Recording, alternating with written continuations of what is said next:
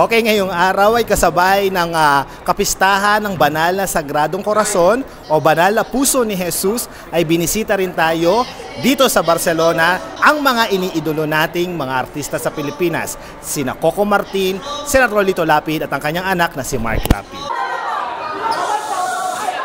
Ang pagbisita ng mga kilala at batikang aktor na sina Senator Lito Lapid, ang anak niyang si Mark Lapid, at si Tanggol na si Coco Martin ay inabangan ng mga Filipino community dito sa Barcelona. Inabangan ng mga kababayan natin ang pagdating ng mga aktor sa labas pa lang ng simbahan. Idol namin siya! Si Supremo. Talagang ano mo siya? Si Supremo, si. Sana makapagpa-picture. Antay mo, te. Si Tanggol! Si Tanggol! Si Tanggol lang. Kasi syempre, sikat siya sa Pilipinas and Julia Montes. Lito Lapid and Mark Lapid, welcome to Barcelona! Pag nakita mo sila, ano sasabihin mo? Sasabihin ko po, pwede po pa-picture? Ginagawa mo dito? Ba't nandito ka sa simbahan? Para intayin po si Coco Martin. Bakit? Kasi po, idol ko po. Talaga? Nanonood ka ba ng kanyang ano? Opo, nanonood po ako ng Batang Quiapo. Talaga? Si. Noon? Si. Eh, paano pag nakita mo si Coco? Magpapa-picture po ako. Talaga? Kausapin mo siya. Ano sasabihin mo sa kanya? Sabi, Tanggol pa picture! Hindi ko alam kung ano Of course, iniidolo ko si Coco. Super na ano ko siya, crush na crush. Sino bang ano nyo? Idol nyo? Ay, si Lito Lapid. Gusto naming ma-welcome dito sa Samahang Pilipino sa Barcelona upang maipakilala namin sa kanya na ang mga Pilipino ay nagkakaisa dito sa Barcelona.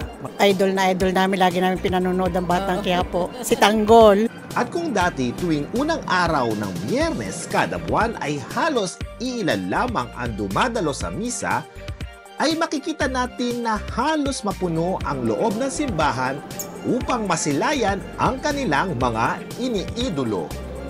Sana ho ay ganito lagi pag Miyerkules at Biyernes. Hindi lang kaya dumadami ang tao ay dahil may artista ang darating. Maaga talaga kasi gusto ko talaga na makita yung mga idol namin. Sino yung may mga idol nyo? Ay yung si Bantay, si Coco Martin.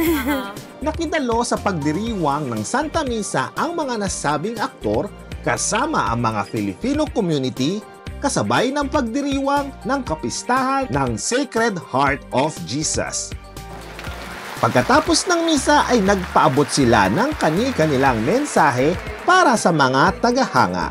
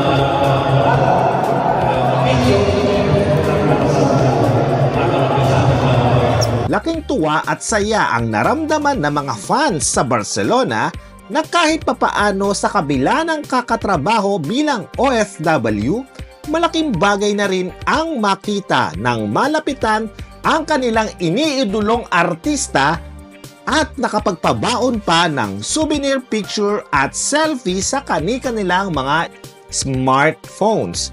Kinalong ko po ako. Kinalong ka? Naramdaman mo? Masaya po. Masaya. Idol mo ba si Coco? Opo. Bakit mo idol si Coco? Nanonood po ako ng Tanggol. Ricky Tanggol, no? Talaga sinusubaybayan mo? Opo. Probinsyano, napanood mo nun? Opo. O talaga sinusubayan mo? So ano masasabi mo kay Coco Martin? Crush ko na! Ganon ba? Ano masasabi mo kay Coco? Masasabi ko lang po kay Coco, maraming po salamat na pumunta po sa dito. Si Coco Martin? Sobra! Bakit? Wala, gwapo lang. Ano masasabi mo sa kanya kung kaharap mo siya ngayon?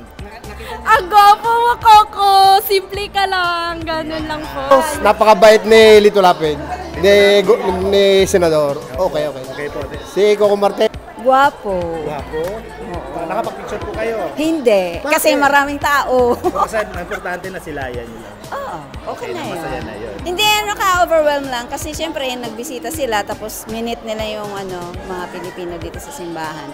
Kaya masaya din ako para sa community na inspire mga kabataan, na inspire tayong mga matatanda din. Pero masaya kasi naka-starstruck dahil nung Lunes nandun din sila sa resto. Kaya masaya, nakakatuwa. Ang daming tao, kailangan mo sumiksik. Well, worth it naman kasi ang pogi ni Coco. Nakapag-picture na po kay Coco? Ay, nakapag-picture na kami! Nakakatuwa! Guwapo! Guwapo! Grabe! Kung may Coco sana ipagpatuloy ni Coco Martin ang kanyang kabaitan sa mga kapwa niya artista, tulungan ang mga nangangailangan. Di po, natutuwa po ako nandito si Coco Martin saka si mag-amang Lapid po at masaya mga Filipino sa Barcelona. Ano masasabi niyo dahil nakita niyo masaya mga Pilipino sa Barcelona? Masaya na rin po ako. Basta masaya sila, masaya ako.